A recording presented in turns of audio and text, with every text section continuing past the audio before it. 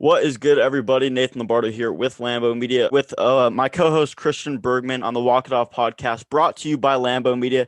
And here on this Walk It Off Wednesday podcast, we have special guest, UConn alum, San Diego Padres left-handed pitching prospect Mason Feole. Mason, first and foremost, man, we really appreciate you hopping on. Like I mentioned before we started recording, how have you been doing, and what have you been up to before, as we're approaching spring training? Yeah, well, first and foremost, thank you guys for having me on. I know it's been a long time coming. We've tried to link up a few times the last few months, but we finally Yep. got to hop on a Zoom call. But yeah, no, I'm doing really well out here in Rhode Island, just training every day at Hops Athletic Performance. But the main thing, first and foremost, that I want to get across is I'm actually running a giveaway slash raffle right now. It is to fight with Scotland Winfield, who is a local Rhode Islander, 9 years old, who's just been diagnosed with a rare form of leukemia. So basically, if you just click on my Instagram, um, just look at my name, the easiest way to do it. I'm giving away a bunch of stuff, $10 for a raffle ticket, and you can be entered into that. And all the proceeds go to Scotland and her family for medical costs and all that stuff. So we're trying to get it to as many people as possible. If you can't donate, a share, a like, a retweet, a tag is the best way to go about it. But I appreciate you guys giving me an opportunity to talk about that a little bit. Thank you. Yeah, man, absolutely. That's awesome that you're doing that. We'll definitely pitch something in for that. Yeah, absolutely. And Lambo Media listeners and Walk It Off podcast listeners, make sure you guys go tune into that, like Mason just mentioned. And Mason, I want to talk to you a little bit more about that in depth, and why you're trying to kind of emphasize on giving back still so early on in your career. I mean, I think we have just even the small platform that I have. Anytime you're a professional athlete, even a college athlete, and you are known around your small local area or even on a larger scale, I think the reason I do what I do and want to play Major League Baseball is because I understand my why, and my why is to help other people. You know, I want to grow my platform as big as I can. So I'm not just doing it for myself, but I want to really put myself in a position where I do have the means and the ability to help others. And obviously, you know, there's many different ways to do that. And just it's part of just who I believe I want to be as a person, and part of my faith, to give back and to put others before myself. And I truly do think that's what we're all called to do as people. And yeah, I just want to do my part. And it's as simple as that. Yeah, Yeah, that's awesome that you're already, getting into that because, huge. that sort of thing kind of falls by the wayside. And I can just say from my experience, even just saying hi to someone or talking to someone before a game or just a fan, something like that, it has such a huge impact on people. And, like I consider myself a normal person and, a lot of people close to me say the same thing. But to them, like they may look up to you, and just having a simple conversation, and especially when you're giving back to your community, I mean, you just have such a huge impact. And I still have people, contact me and say, I really appreciate, you talking to me sometime, or that's something like honestly that you just do in passing sometimes. And even that just has such a huge impact on people. So that's awesome that you're doing that. And so, really, really glad that you're getting into that already. Yeah, Yeah, it's I great. appreciate it. It's crazy how much, something as small as, just a handshake, a high five, or even an autograph can do for, such a young fan. And a lot of players, not even a lot of players, majority of players will go out of the way to do that. But some players on a rare occasion are kind of, full of themselves. So props to you, Mason, on kind of opening yourself. And how much can you, credit to your parents and how they kind of raised you growing up, as to how much you give back now? I'm really lucky. I have two unbelievable parents. My mom and dad, both definitely selfless when it came to raising me, only child. So I grew up in a household where I was the focus, and um, put me in Catholic school my whole life, and was around service work, and had many different mentors throughout, my upbringing, that really taught me that, putting others before yourself is the best way to live life. And Love I it. think there's so many fruits and so many benefits to that. But on the flip side of things, yeah, my parents were just unbelievable with raising me, and and truly try to instill that into me. We're so much more than ourselves. And yeah, I know a lot of guys can oversee that or overlook that, especially the younger guys. So I'm just trying to, again, do my part to give back to those around me, and you know keep growing my platform as big as I can so I can help others. I know that's what I want to do. So Absolutely. I love that, Mason. Well, let's kind of try to transition into some more positive things on this podcast. And I want to talk to you because you still hadn't graduated from UConn until, last month officially, I believe, right? yeah, absolutely. Yeah. So how was that kind of trying to balance both graduating from UConn and finishing off getting your degree over at the University of Connecticut while still pursuing, your professional career and going through rehab? Yeah, so I got lucky. I had done a substantial course load, obviously, when I was at school playing, Hmm. um, and I got pretty lucky that I had some downtime throughout rehab. Took some online classes, crushed some summer classes this summer, and was really lucky that classes were online in the fall. Obviously, with everything that went on with COVID and Yeah. schools making things more accessible for students, UConn gave all of our students a pretty good opportunity to finish our degree through a computer. So that's what I did. I ended up having to take like 4 classes in the fall, and cleaned up my degree. I know my parents were happy about that. But that was definitely one thing that I really wanted to accomplish throughout college, regardless of baseball or anything else. Getting my 4-year degree and um, putting myself in a good position on that side of things. Even if I never use it or never do anything academic ever again in my life, um, I knew it would instill like a good mentality for me Right. to not go halfway with something, not finish something. I truly believe that if we put 100% effort into all aspects of our lives, whether it be ourselves, others, school, work, jobs, things we don't want to do, things we do want to do, I think it comes around tenfold.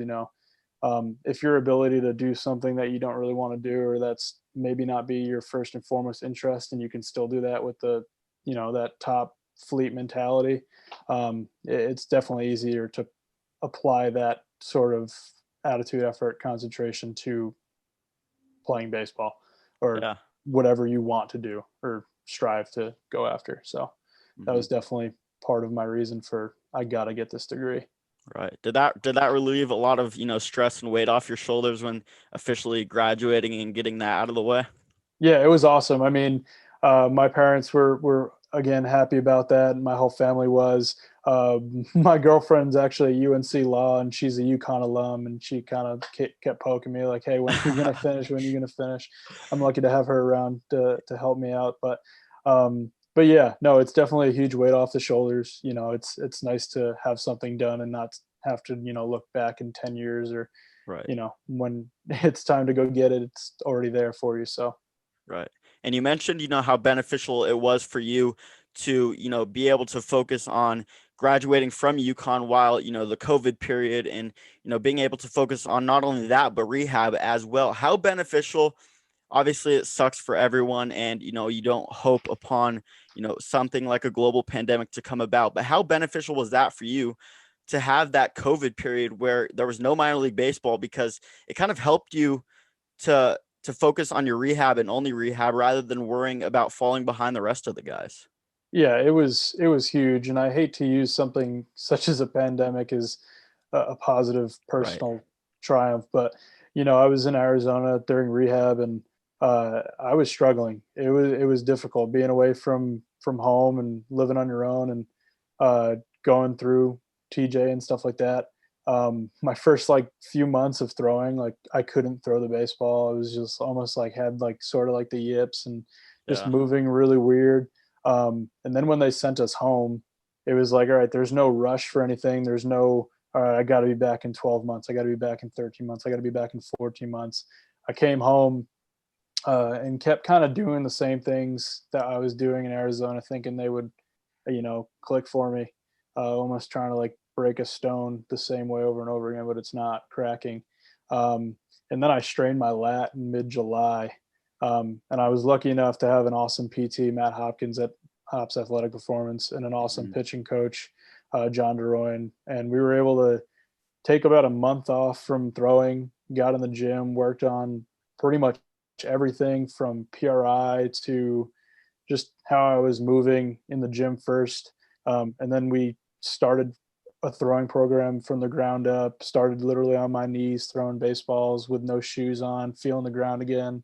Um, Between video, Rapsodo, Trackman, uh, the whole 9 yards, and just kind of rebuilt the way I moved and have thrown my whole life. And it put me in a really good position. I got a chance to go out to Instructs in the fall and compete, and it went pretty well. And I've never felt better throwing a baseball in my life. So I'm really lucky that I had that time at home to slow down the process, to not rush anything, and to really get quality day-to-day work in. Because it's much different when you have not that they don't know what they're doing out in Arizona, but when you have 20 different voices pulling you every which way, and when you can go home, be in a little bit better of an environment for development of a personal progression, and really just focus on one or two things a day and really get better. It was big time.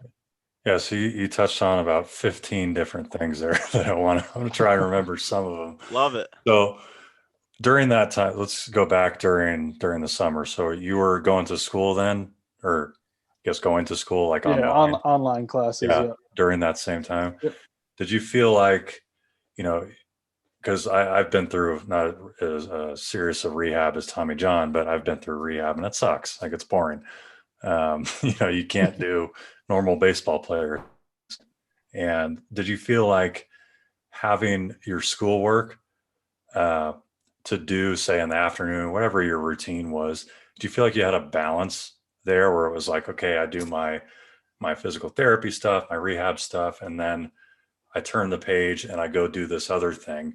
It's a completely different subject, and I'm not, sitting at home thinking about how I can't throw right now. Yeah, I'd say more so that was a challenge in the fall for me. During the summer, I was taking like classes that were like, I don't want to say easier, but they were definitely geared towards like, okay, I have a full month for one course and it's not a huge course load. But transitioning to the fall, it was almost like I was a college athlete again, because we're Right. at Instructs for 7 hours a day. You know how that goes. You're staying for the game. You got to get up early. It's spring training in the fall, so you're it's a full time job all day, and then you got to get home, and it's 7 o'clock at night, 8 o'clock at night after the game or whatever, and now you got to work on your schoolwork. Get up. So it was almost like being in college again, playing college baseball again, to be honest. But I mean, I think playing at UConn and the travel we did and balancing that and time management at school kind of prepared me for the fall. So it wasn't too tedious, but definitely what you're saying holds true. It can be a mental battle to balance the two. And would you say having, schoolwork to focus some of your time on kind of helped you get your mind off of not being able to do what you do for a living and throwing a baseball? Obviously, Christian mentioned that it's still going to be tough and it's still going to be on your mind the majority of the time. But would you say that kind of helped you get your mind off of the fact that you couldn't throw a baseball? Yeah, I mean, the early parts of TJ, when I was kind of like not really able to do anything, basically anything that any sort of way brought out any sort of competitiveness or like drive or progression, whether it be in rehab, out of rehab, was extremely beneficial. I took one class in the winter, and it was awesome to be able to do that, because it was something away from baseball that I could focus on that actually mattered a lot. It's a lot different than like hopping on PS4 or whatever, Right. so. Yeah. And you also had the capability of competing for Team USA, which I'm sure was an incredible experience given the fact that you got to represent the three letters USA across your chest. How meaningful was that experience in particular for you, given the fact that you were representing a whole country? I mean, it's easily the most important thing I've ever done with a baseball in my hands. It was something special, to wear that jersey. It's something that it's much bigger than you could ever imagine Right. yourself being. It's just so important, I think, to represent our country in anything we do. And something as I got lucky to play for that team. I obviously I had earned that opportunity, but it was truly a blessing to be a part of that team and be teammates with some of those guys, and represent our country. And I think we did so in the best way. We played awesome games against some awesome countries, and we came out on top of a few series, and it was just a blast and an incredible experience. And that was, so far that's definitely my best baseball memory for Did you sure. take any particular experience or lesson away from that particular experience playing for USA baseball and applying it to kind of your real life situations, or just baseball in general? Because there's a lot of things that come out of the game of baseball and you can apply to real life situations, whether that be mentally or physically. What would you say in regards to applying stuff on the baseball side of things, and in particular with USA baseball, and applying that to real life situations? It just showed how vast and expanded the game really is. Yeah. I think my favorite memory from USA was like when we got time to hang out with the other guys, you know, hanging out with the guys in Japan, down south, and talking to them about different pitch grips, something as simple as that, hanging around in the hotel, playing pranks on each other, or, getting an opportunity to go to Cuba and seeing life there, seeing how lucky we truly are in our country, and Right. how lucky we are to have a roof over our heads and food on our table, and sometimes not even question whether or not we're going to have it. It just, it's an eye-opening experience to travel the country with a bunch of guys from all over the country too. Just you get different perspectives, different work ethics, different backgrounds, Absolutely. beliefs, stuff like that. So it was fun to be a part of, and it was just a huge learning experience. I could go on and on and on about different things and stuff like that, but I think those three things for me are the ones that stick out the most. Absolutely. Perspective is just a huge. I almost knew you were going to say that word because I had a pitching coach at the Rockies. Actually, Steve Foster is still the Rockies pitching coach.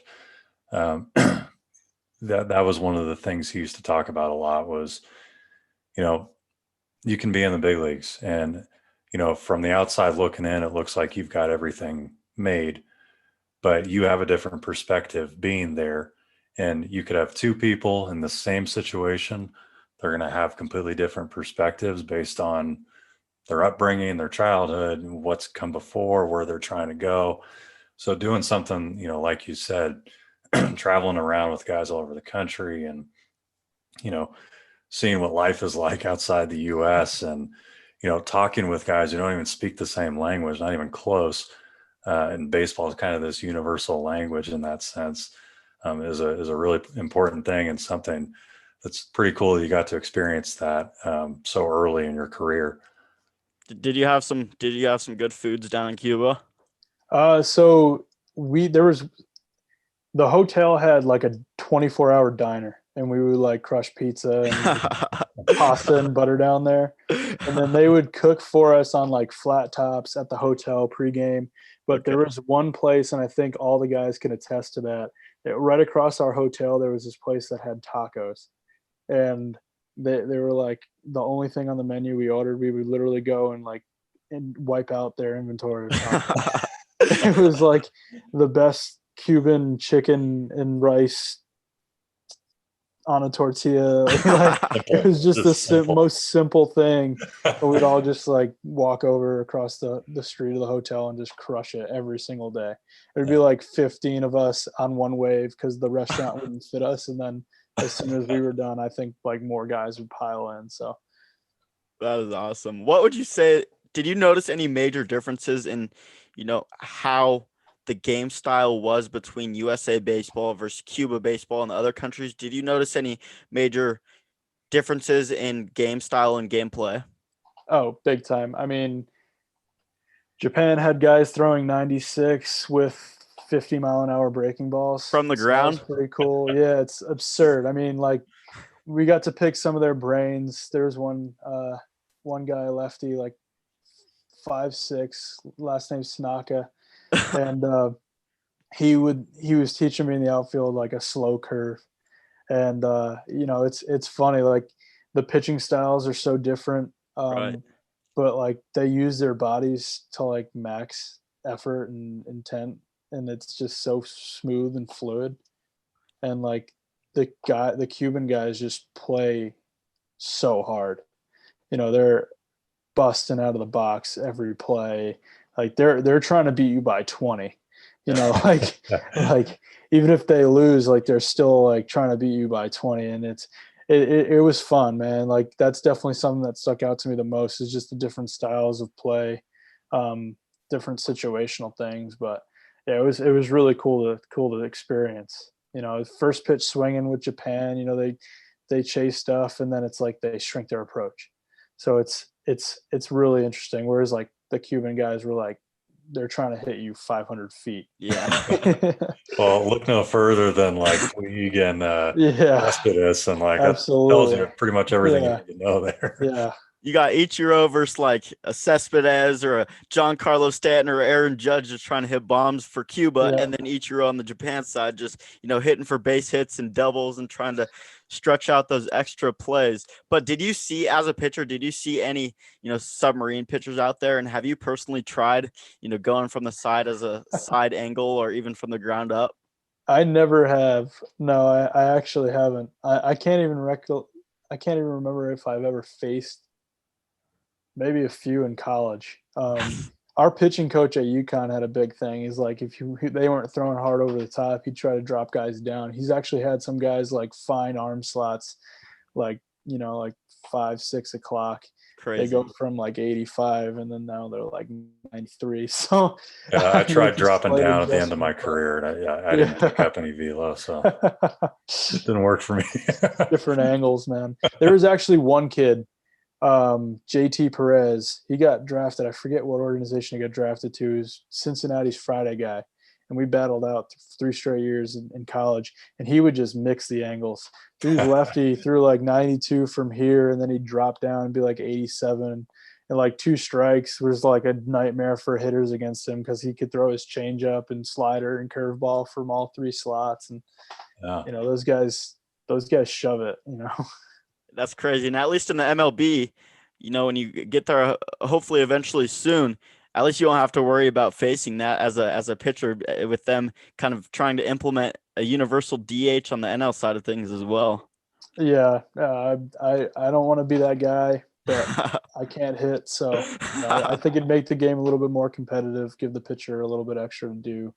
It's definitely more difficult to get a ninth out than get the pitcher out. So Yeah, and before we wrap it up, Mason, I want to talk to you a little bit about the changes of baseball. Now that I just mentioned the new implementation of hopefully soon the universal DH, which I personally agree with. You're seeing a lot of talks surrounding. I don't know how true this is and how soon it will be. I'm sure it's not going to be anytime soon. You're seeing a lot of talks surrounding a possible robotic umpire in the near future. I don't know how true those statements are. I don't know, how realistic that will be. It'll definitely be more accurate, but what are your personal thoughts on that in particular before we start talking about, the other changes in baseball?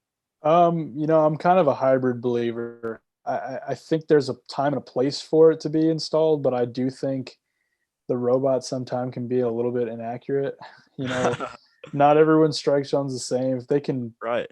find Yeah, a way or to too accurate. slowly, yeah, or too accurate, they can find a way to slowly integrate it and make it 100% foolproof, then I'll be all for it. But for now, I'm kind of more so leaning on the side of have a human back there and play the game. It's the way it's been played for so many years. I I love mean, this game and love the way it's played. So why change it? yeah. How many times do you see with when they've got the pitch tracker on the screen during a game, you see the guy like pretty much bounce a curveball and it's in the Yep. box? Yep. I personally, I would have loved that, but I would love that now. So, Little but cricket. it's all relative, no, right? I So guarantee if they were to do that the way it currently is, pitchers and stuff, they would work on figuring out how to beat, the robot oh, umpire. And Right. absolutely, you could do it absolutely, relatively easily. yeah, But yep. another thing that a lot of people aren't looking at is it's going to change a lot of things for catchers as well because they're no longer going to be emphasizing and focusing on the art of framing and having Right. good hands behind the dish. And that's going to take a key aspect away from being a catcher. And they're going to be able to focus on maybe their arm or their pop time a lot more. But I think that's a key piece for being a catcher. And I personally don't think, they should implement that in the game. Mason, you're kind of, the first person to kind of, somewhat agree with it in certain situations, like you mentioned. But I want to talk to you before we end this Walk It Off podcast, Walk It Off Wednesday episode. I want to talk to you about the universal DH as well. What are your thoughts on that? And, the MLB possibly implementing that, in this next upcoming season? Yeah, there's definitely guys that can swing it, but I think just as a competitive advantage for teams and making the game a little bit more exciting, I think having a universal DH makes a lot of sense. As it's fun here and there to watch a pitcher swing it, you got the Bumgardners and I think Syndergaard can rake too. You got the guys, Bartolo, Bartolo Colon home run. So while there's definitely pitchers out there that can swing it, Zach Greinke, another one that comes to mind. I just think one adds jobs for another 15 guys in the National League to play every day, extend some careers, and also just makes getting out a little bit harder. Right. While I do like how unique it is to have two leagues kind of different, it gives that different managerial strategy thing in the World Series a little bit of an edge. Right. I just think it's time. It makes a lot of sense. The way the game's moving, and people want to see guys hit home runs and strike guys out. Yeah, most definitely, Mason. More fun to see a big time bat strike out than see right me strike out. you don't miss you're not going to miss the hitting aspect of things, or you just kind of wanting to focus on that pitching side of things. Getting outs is fun enough for me. I'd rather not face guys like Christian and guys throwing hundreds. So. I'm an idiot, that. Love it, Mason. Well, we really appreciate you hopping on the Walk It Off podcast, brought to you guys by Lambo Media, the first episode ever brought to you by Lambo Media. But Mason, like we mentioned, really appreciate you hopping on for this Walk It Off Wednesday podcast episode. Best of luck in the future with the rest of your rehab. Congrats on graduating.